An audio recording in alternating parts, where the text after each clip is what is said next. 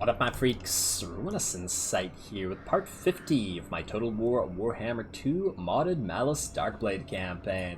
Ooh, made it all the way to 50. I don't think we'll be making it to another 50 though, as we approach the conclusion of this. Still a good, I don't know, 10, 20 episodes maybe? Hard to say, really. Really depends on how quickly Black Crag falls. I don't really care about Ulthuan right now because I think it's just about broken. I do find it interesting that Malus's even short campaign goals don't include Ulthuan, just Black Crag and Karazakarak, and we still do have to deal with Karazakarak, but we'll get there eventually. We will have to ask somebody to join war against them because they are allied with pretty much all the good factions. The question is... oh, we could talk to Wintertooth.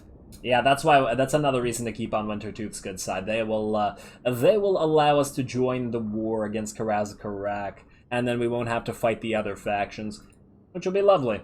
It'll still take a while to move through all these mountains killing filthy stunties, but hey, a lot of Dark Elf society, basically all their architecture is based on getting dwarf slaves, so hey, it'll be quite advantageous, I would think, especially now that Kara on Kara is basically completed.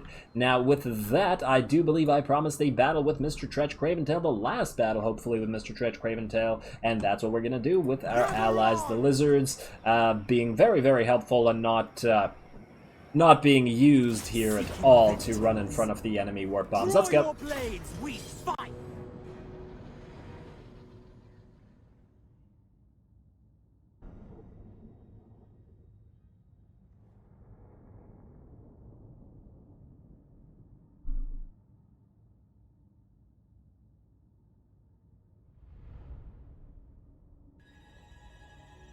Alrighty, here we go. The last stand of Clan Rictus, and our allies, the Lizardmen under Mazda Mundi, have helped us deal with this long enduring menace. They have long outstayed their welcome in these lands, so let's kick them the hell out of it, and from under out of it as well. Our allies are coming in at the same side as we are, which is why I positioned all of our forces here, so that we could attack in a giant blob together. Was this a good idea? In retrospect, no, and you guys will see why, but I mean, I'm sure it'll all work out. I do love the Dark Elf towers.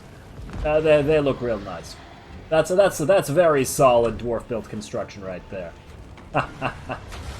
I don't know why the ram over here has stopped.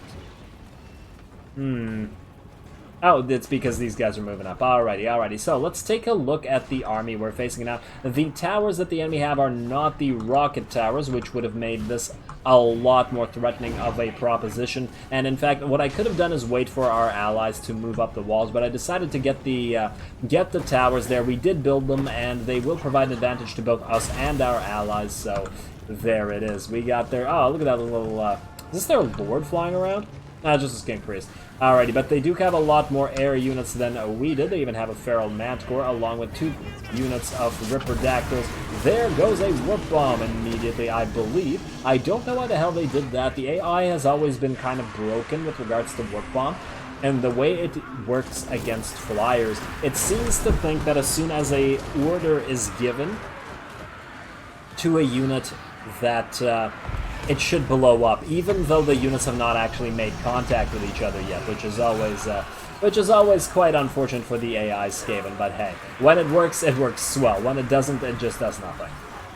And there we go, our Black Ark Corsairs, our weak, unbuffed Black Ark Corsairs streaming in from those towers and making fairly quick work of all of these Skaven slaves. What is that? Oh, right, I used a debuff from the Warlocks on these guys to reduce their accuracy. The Word of Pain, minus 30 accuracy, minus 45 melee attack, so we can take that stuff easier, as well as the Reaper of Souls on all these units. That actually gets them a lot of kills. The Warlocks don't really engage in battle this episode, but they do manage to kill something like 150 units with this one spell. Granted, they're Skaven, and a lot of these are clan rats, but it's still pretty good. It's still pretty good. It's a lot of free kills and a decent amount of damage when you use it on a blob like this. I suppose it's the Doom Crow effect, or the Flock of Doom effect, rather. You kill a lot of units when you're targeting a lot of units, even if it is very, very little damage. Look at the Ripper Dactyls go to town, and I'm watching these guys instead of watching our own forces, simply because of the fact that we've seen our own forces go to town in a while, and it has been a long time since I've played the Tic-Tac-Toe campaign, which I did very, very much enjoy. And I suppose the Gorok campaign is still ongoing at this point, even though it is just about at its end there. And these guys are a great, great unit, also another one of my personal favorites. Very enjoyable to use. Don't get me wrong, it's no vampire unit, but still quite lovely. Not that the AI is particularly great at using them. Oh, look at this red-crested Skink Chief in here.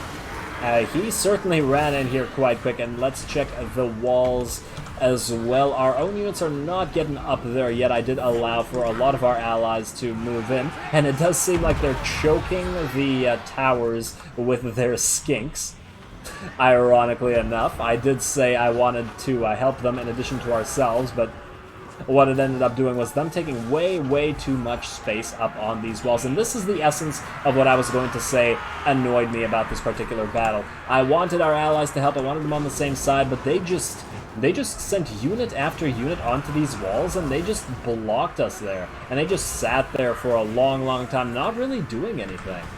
It's kind of annoying. Fortunately, since our Black Arc Corsairs are the kind with handbows, they can move on the sides like these guys are about to do, and then fire down into the enemy from the sides of the walls. At least as soon as this unit of, are those Storm Vermin or Clan Rats? Looks like Clan Rat spears. As soon as they're dead, we can fire down into those guys. But damn, that is certainly annoying. These walls are getting quite busy, it looks like. Have a nice lizard elf rat three-way. Well, not really a three-way, but close enough. There we go. I'm sure not not a few lizards were quote unquote accidentally killed by Druki this day.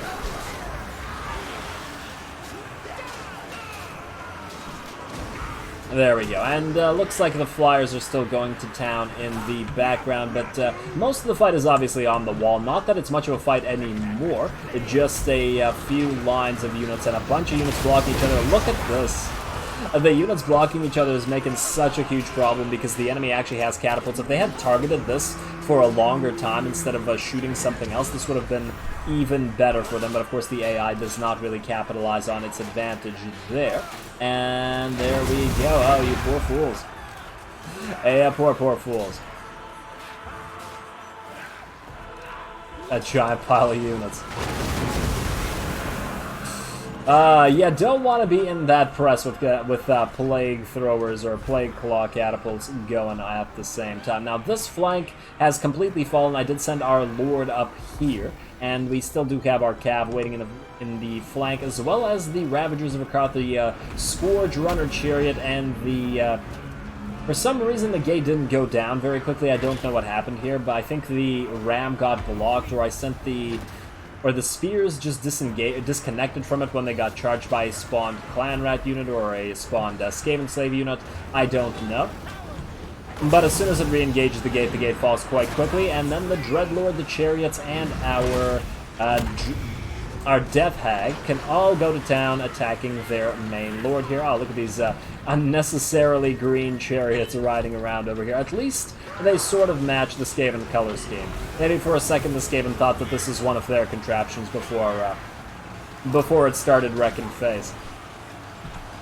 There we go. Still many shots coming in from those catapults. See, if the AI was controllable, what I would have done is obviously sent all the Flyers in, and they had plenty of Flyers to go and kill all of these filthy Blade Claw catapult units, as well as the I don't know, Night Runners here, whatever. There's some units here that are, I think these are Night Runners, Gutter Runners, whatever, close enough. Kill all those because they can't really defend themselves with the Flyers instead of tying up these melee units. We could have easily taken care of those with our giant pile of Black Arc Corsairs. And even these guys have plenty of Saurus and Skinks and all that sort of jazz to run in. Look at the Death Hag leading a unit of spears. I believe this is the only other unit of spears we have. One was on the wall, and one followed you in. And then the Death Hag runs because I saw that the Lord survived, so I sent our own Dreadlord to go after it. But other than that, this should be over quite quickly. Our chariots are firing at the enemy. Of course, they're anti-large, and there's not many large units to the enemy, but they're still chariots, and they still go to town on these weaker units, charging in and doing their thing. There we go. This battle should be just about over here. Really not much left of this. In fact, I'm kind of tempted to speed up because it does take a while for us to get to the last line of defense there. The wall is already taken, and at this point, this is where the blocking comes in. Our allies are just sitting here. They're not attacking anybody. I think they're just trying to kill these routed units or something, but they're actually blocking our own units from getting off the wall, which really annoyed me at the time. And there we go. The chariots are finally charging in as we look away for that half second or so. There we go. Oh, wow. That charge was stopped really easily. Compared to Total War Troy, the chariots have a lot less mass in Total Warhammer. But obviously, they have a kind of a broken amount of mass in Troy. They just charge through anything, and nothing can stop them except the heaviest units. But hey. And, oh, look, there's a bunch of little feral cold ones. Aren't they adorable? There we go. Lizards and Dark Elves working together. All the Cold One factions just cooperating. They bonded over their love of Cold Ones, which does make sense since Malus is a Cold One breeder, I suppose. So hey, there's my headcanon for this particular alliance, and let's speed this up. This battle is just about over. Everybody's just gonna run, and there's that decisive victory.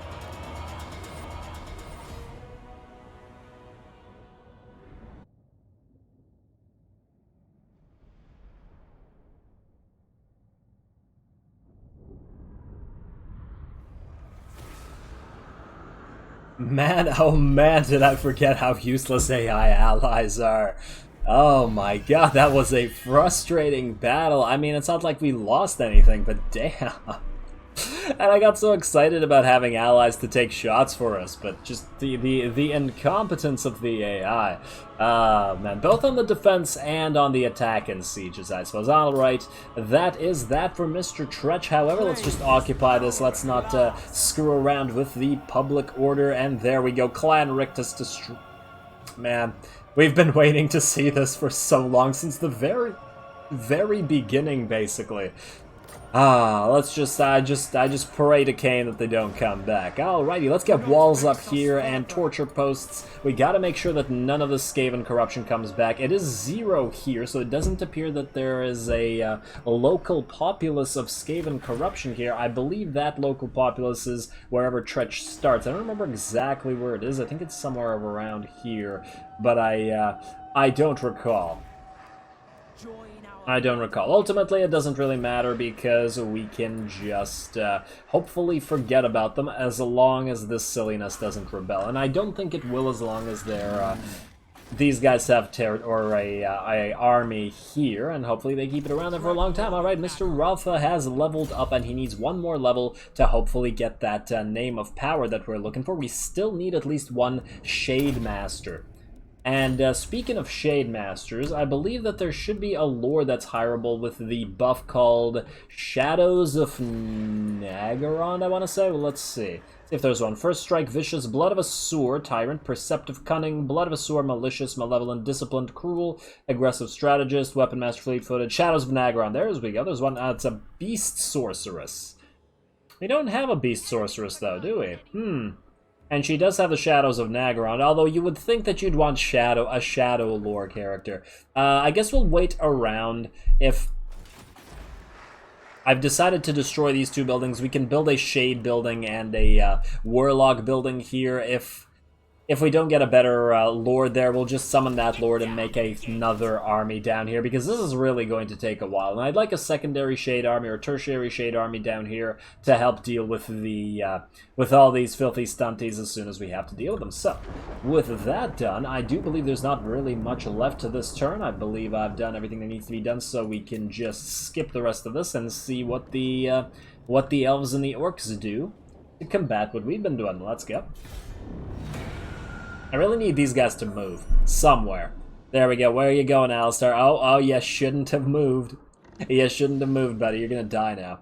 And I hope your army's moved with you, to be honest. Let's speed this up while we're at it. Looks like this guy just tried to assassinate our assassin. And Couladin Head Reaper's coming back, though, so those two should be able to deal with any character that they come out with. I think that we can go into ambush stance and have Partek destroy those guys. Count Noctis once again wants a defensive alliance, but we are going to say no to the old pirate. Not that I don't like Count Noctis. Another confederation for the Reichlanders. That faction is getting more and more powerful. We really don't need to get dragged into a war with them. Hopefully Wintertooth doesn't peace out with them and then go to war with them, because then we'd have to choose between Wintertooth and the Empire, and frankly, I'd probably end up choosing the Empire, just because I don't want to deal with them. Findal and the Bowmen of Orion. You want a military alliance. I don't think you're going to fight... I don't think you're going to fight Henry. I just plain don't think you are. I also don't want to deal with you. And you are like, these guys are in a perfect place. All these deserts that we don't want, they're just holding the line here for us. I would really like them to stay there. And Henry is a defensive ally. Let's go for a defensive allies with you instead of a military allies. Yeah, I think I like that. I think I like that. Don't want to deal with any more of those Wood Elves. More Puppets of Chaos. I wonder where the rest of these guys are. Oh, look what we have here. The two Admirals looks like are going to be attacked by a pretty big old Chaos army. Now, this feels auto-resolvable to me, but that might just be the game cheating and telling us that our armies are stronger than they appear. So in fact, I'm going to make this another cinematic battle, but of course that means we're going to have to make a cut here because the earlier battle was already won. So there it is. Let's give it a second. Alrighty, let's get to it.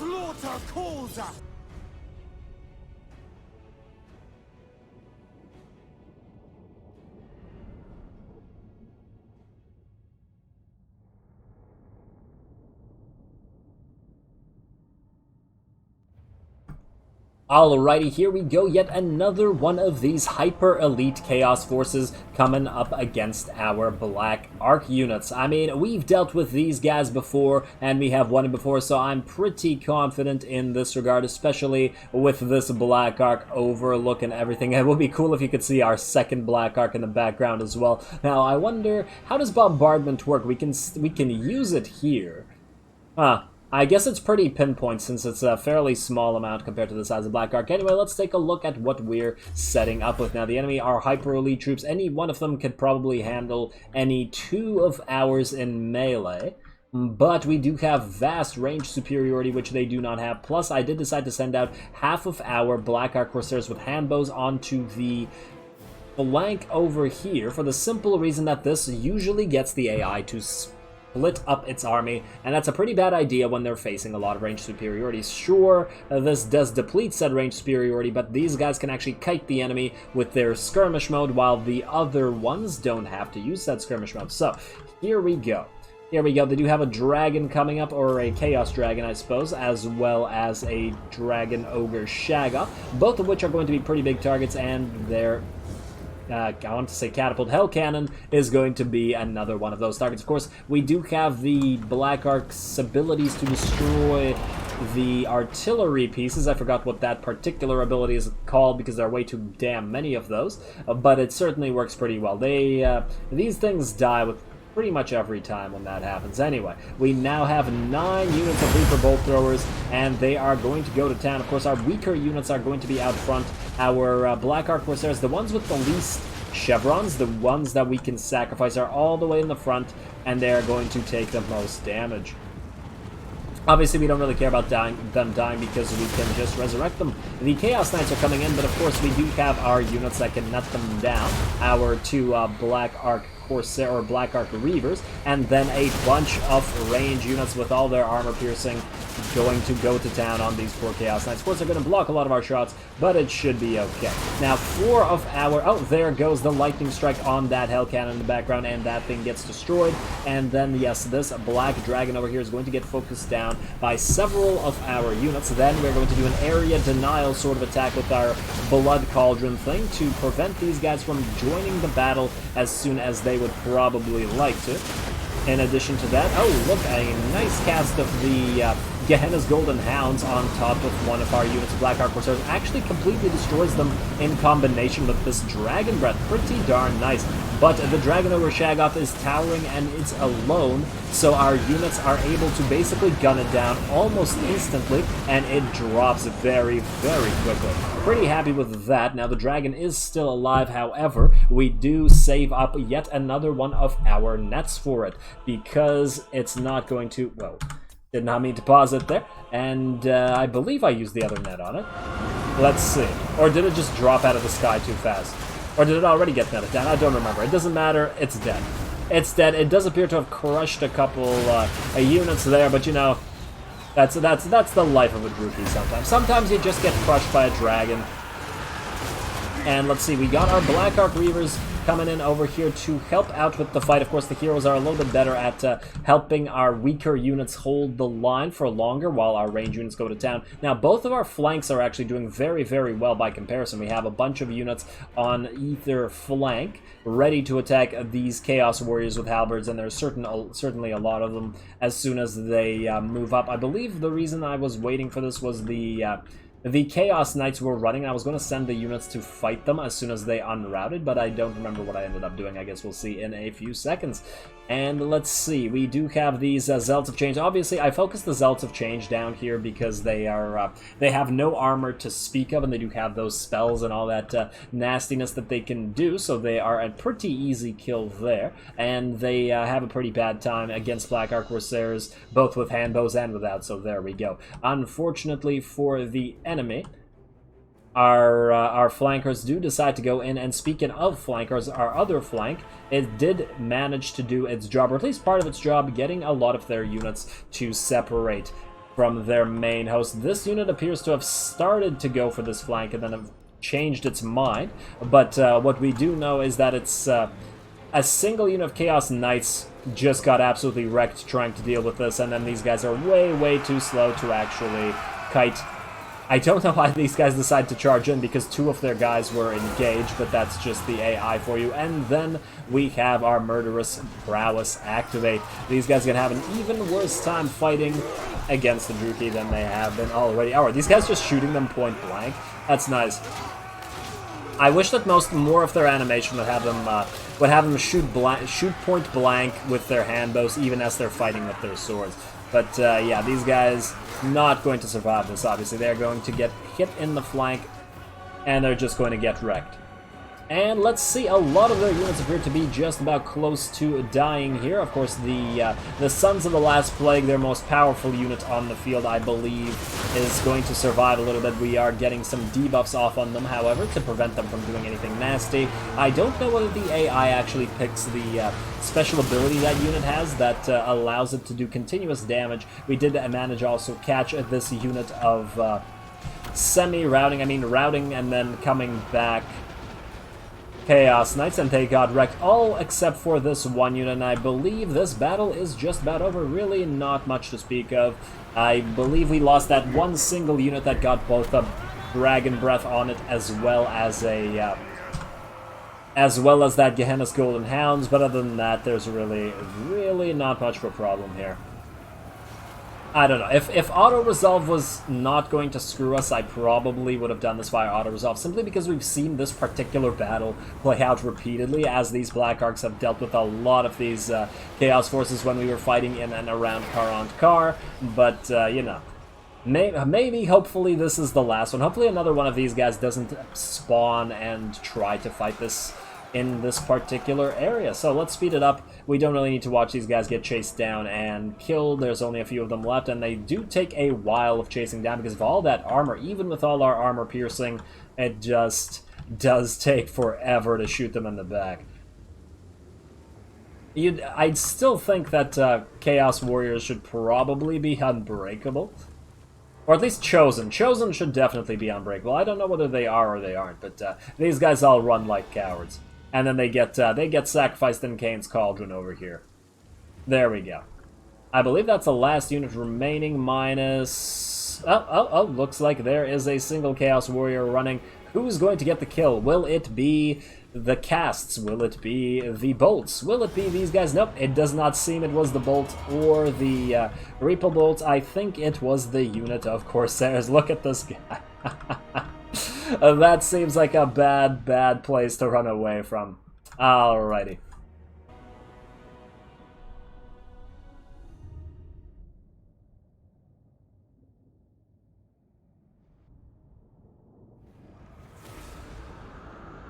Alrighty, the AI did not appear to be wrong in that the Chaos Forces did not have much of a chance, I will grant you, but they are certainly more trouble than they're worth. I'm not sure why they're attacking us when we're busily killing their most hated enemies for them, but hey, it's Chaos, they just like to fight.